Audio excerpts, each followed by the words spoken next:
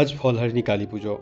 বৈশাখী অমাবস্যায় পূর্ণ তিথিটি তথা আজকের এই মহা নিশালগ্নটি শ্রীরামকৃষ্ণ ভাবা আন্দোলনে শুধু নয়, বিশ্ব মানব সমাজের দীর্ঘ ইতিহাসেও অত্যন্ত তাৎপর্যপূর্ণ।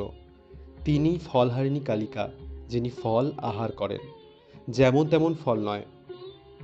আমাদের কর্মপাশ বা কর্মের বন্ধনকে নিঃশেষে ছিন্ন করে দেন তিনি। এই পূর্ণতিথির রাতে দক্ষিণেশ্বরে শ্রীরামকৃষ্ণ আপন ধর্মপত্নী লীলা সহচরী অষ্টাদশী শারদামণিকে ষোড়শী দেবীরূপে পূজা করেছিলেন।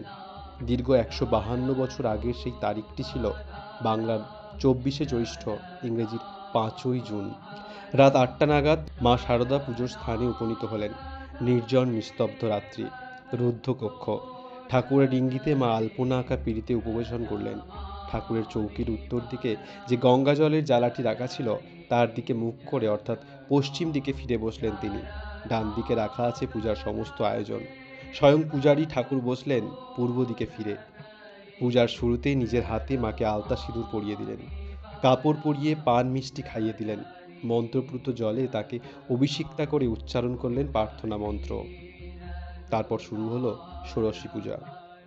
উপযুক্ত আধার না হলে স্বয়ং যুগাবতারের এই পূজা গ্রহণ করা কারোর পক্ষে সম্ভব নয়।